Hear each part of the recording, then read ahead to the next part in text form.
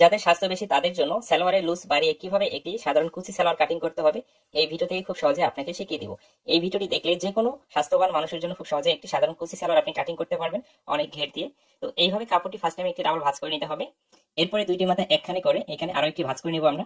তাহলে কাপড়টি এখানে 4 ভাঁজে ভাঁজ হয়ে যাবে। এইভাবে 4টি পার্ট থাকবে। ওকে, এইভাবে 4 ভাঁজে ভাঁজ করে নেওয়ার পর সর্বপ্রথম এইদিকে আমরা হাফ ইঞ্চি সেলাই মার্জিনে কাপড়ে একটি মার্জিন করব। এইভাবে মার্জিনটি করে নেওয়ার পরে এখানে যে আমরা বেলটি দেবো এই বেলটি এখানে 6.5 ইঞ্চি দেবো। এই মার্জিন থেকে 6.5 ইঞ্চি ফিতা আমরা বাইরের দিকে রাখবো। ওকে, তো 6.5 ইঞ্চি ফিতা এইভাবে বাইরের দিকে রেখে এই সালোয়ারটি আমি 41 ইঞ্চি লম্বা তৈরি করব। 41 ইঞ্চিতে মার্জিন করব এবং নিচে মুড়িয়ে সেলাই দেওয়ার জন্য আরো 1.5 ইঞ্চি এক্সট্রা কাপড় নেব। এখন এখানে হাইয়ের মাপে নিয়ে নিতে হবে। এই সালোয়ারটি আমি 41 ইঞ্চি লম্বা তৈরি করব, এই জন্য এখানে 15.5 ইঞ্চিতে আমি হাইয়ের মাপটি নিয়ে নিচ্ছি। এবং এখানে আরেকটি নিয়ম ফলো করতে হবে, এই সালোয়ারটি সর্বমোট কত ইঞ্চি লম্বা তৈরি করবো আমরা, যেহেতু গ্লুস বাড়িয়ে নিতে হবে এখানে জয়েন্ট দিতে হবে। তো 41 কে 2 ভাগ করে ঠিক 20 ইঞ্চি প্লাস হাফ ইঞ্চি 20.5 ইঞ্চিতে এখানে মার্জিনটি করতে হবে। এইভাবে এই মার্জিনটি টেনে নিতে হবে এবং হাইয়ের জন্য যে মাপটি নিয়েছি এই মার্জিনটিকে আমাদেরকে টেনে নিতে হবে।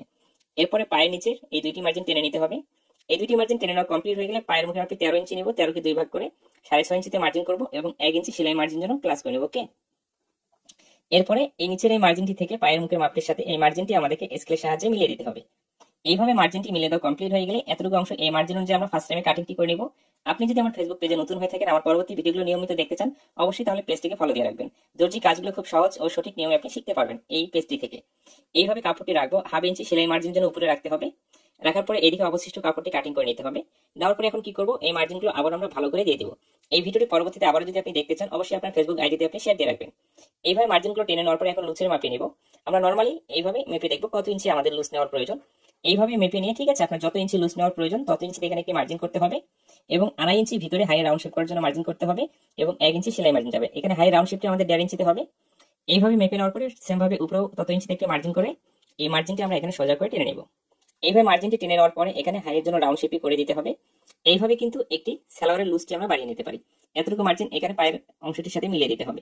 এই মার্জিনটি মিলিয়ে দেওয়ার পরে এখন যদি আমরা মেপে দেখি, নর্মালি কাপটি ছিল এখানে 4 ভাঁজ করার পরে 16 ইঞ্চি, আর এখন যদি আমরা মেপে দেখি এখানে কত ইঞ্চি হচ্ছে 20 ইঞ্চি। এই কাপড়টি কিন্তু 4 ভাঁজ আছে, 4 ইঞ্চি। এইভাবে কিন্তু আপনার প্রয়োজন অনুযায়ী আপনি পর্যাপ্ত পরিমাণ লুজটি বাড়িয়ে নিতে পারবেন। এখানে যে মার্জিনটি করেছি মার্জিন অনুযায়ী আমরা কাটিংটি করব। এখানে কিন্তু আমাদের লুজটি বাড়িয়ে নেওয়া কমপ্লিট হয়ে গেছে। এইভাবে একটি সাধারণ সালোয়ারে যাদের স্বাস্থ্য বেশি লুজটি আমাদেরকে বাড়িয়ে নিতে হবে। আমি গতকালকে একটি ভিডিও দিয়েছি কলি দিয়ে কিভাবে সালোয়ার কাটিং করতে হবে। এই দুইটি নিয়মে যাদের স্বাস্থ্য বেশি তাদের জন্য আপনি সালোয়ারটি কাটিং করবেন। ওকে, এরপর এখানে বেলটি কাটিং করতে হবে। উপর থেকে 2 ইঞ্চি কাপড় রেখে একটি মার্জিন করব। এরপরে প্রয়োজন অনুযায়ী বেলের লম্বা আপনি নিতে হবে। বেলটি আমরা কত ইঞ্চি লম্বা তৈরি করবো, 6.5। সালোয়ারটি কাটিং করার সময় যত ইঞ্চি বেলটি আমরা বাদিয়েছি সেম তত ইঞ্চি এখানে বেলটি আমাদেরকে নিতে হবে। এইভাবে মার্জিন করে লম্বা মাপটি নেওয়ার পরে এবং পাশের মাপটি নেওয়ার পরে আমাদেরকে বেলটি কাটিং করে নিতে হবে। এই অবস্থায় কিন্তু সালোয়ারটি কাটিং করা কমপ্লিট হয়ে গেছে। এখানে বেলের জয়েনের জন্য আমরা কাপড়টি কাটিং করে নেব। আপনি যদি সঠিক নিয়মে দর্জি কাজগুলো শিখতে চান এবং আমার পরবর্তী ভিডিওগুলো নিয়মিত দেখতে চান, অবশ্যই পেজটিকে ফলো দিয়ে রাখবেন এবং ভিডিওটি আপনার কেমন লেগেছে লাইক ও কমেন্টের মাধ্যমে অবশ্যই আপনার মতামতটি জানিয়ে যাবেন। এবং আপনার যদি কোনো প্রয়োজনীয় ভিডিও থাকে যে বিষয়টি আপনার জানা আছে বা শেখার আছে, সেই বিষয়টি লিখে কমেন্ট করবেন, সেই ভিডিওটি অবশ্যই আমি দেওয়ার চেষ্টা করবো। ভালো থাকবেন।